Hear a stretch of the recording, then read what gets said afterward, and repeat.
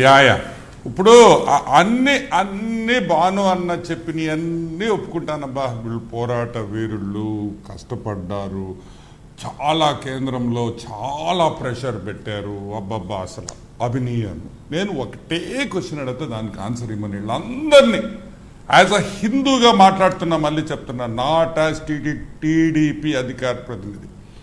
Dharmareddy term అయిపోయిన తర్వాత ఏమబ్బా ఇంకొక నెల ఎక్స్టెన్షన్, ఇంకా నీ ఆంధ్ర రాష్ట్రంలో ఒక ఈవోగా పనిచేసే ఒక్క మగోడు లేడని చెప్పి ఆయనకి నెల ఎక్స్టెన్షన్ ఇచ్చారా? దానికి సమాధానం చెప్పాను వెంకటకృష్ణ గారు, దాని తర్వాత నేను మాట్లాడతాను.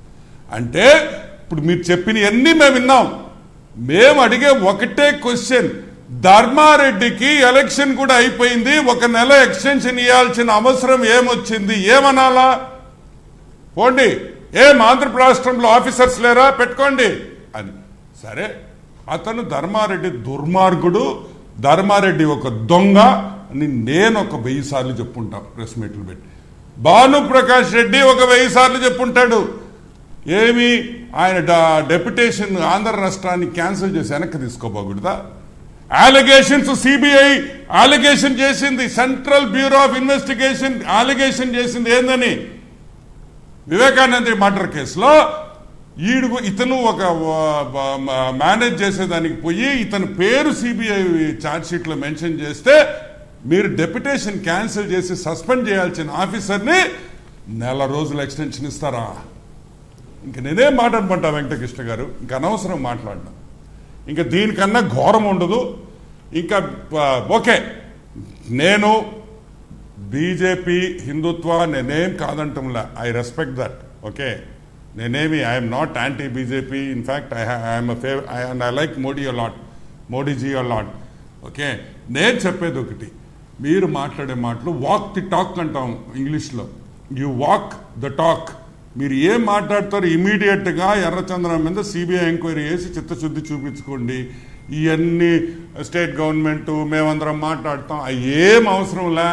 ఈరోజు మీరు తిరుమల కోసం ఏమన్నా చేస్తామంటే చంద్రబాబు నాయుడు గారు ఆయన కుల దైవమైన వెంకటేశ్వర స్వామి కోసం నో చెప్పే ప్రసక్తే లేదు. ఈ విల్ నాట్ సే, మేము చెప్పము, ఏ హిందూ కూడా చెప్పడు, పక్కన పెట్టండి. అంతేగాని డోంట్ జస్టిఫై భాను గారు, ఇట్ ఈస్ నాట్ కరెక్ట్. ఇప్పుడు కన్నా లెటెస్ట్ చేంజ్. ఇప్పట్లో అన్నా మనకు మార్పు తెచ్చుకుంటాం, ఇప్పుడన్నా మన గోవిందుడిని కాపాడుకుంటాం. నువ్వు నేను అరుచుకున్న దానివల్ల వచ్చేది ఏం లే. ఈరోజు నేను అరిశానంటే నాలో ఉండే కసి కోపం అది పొంగుకొని వచ్చింది. వాస్తవంగా నేను మాట్లాడకూడదు, కానీ నాకు గోవిందుడి కన్నా ఎవరు ఎక్కువ కాదు, రాజకీయం ఎక్కువ కాదు, ఏది ఎక్కువ కాదు. He is 1, 2, 3 in my life.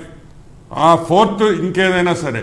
కాబట్టి ఆయన కోసం మాట్లాడాలనుకున్నాను కాబట్టి మాట్లాడాను. వెంకటకృష్ణ గారు, ఈరోజు కూడా చెప్తున్నా, దయచేసి ఇటువంటి ఆఫీసర్స్ని మీరు కావాలంటే ఢిల్లీలో పెట్టుకోండి.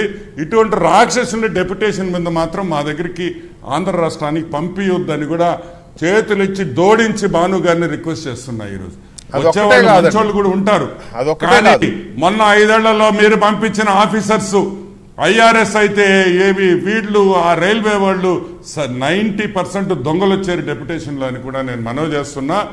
సో ఎస్, ఈ రోజు భాను గారు, సంజయ్ గారు ఇచ్చిన స్టేట్మెంట్ ని స్వాగతిస్తున్నాం. We are very happy. ధైర్యంగా బోల్డ్గా మాట్లాడాడు, కానీ ప్లీజ్ వాక్ ద టాక్. చెప్పిన మాటలకు నెరవేర్చి ఆ గోవిందుణ్ణి కాపాడమని, నా కోసమో వెంకటకృష్ణ కోసమో భాను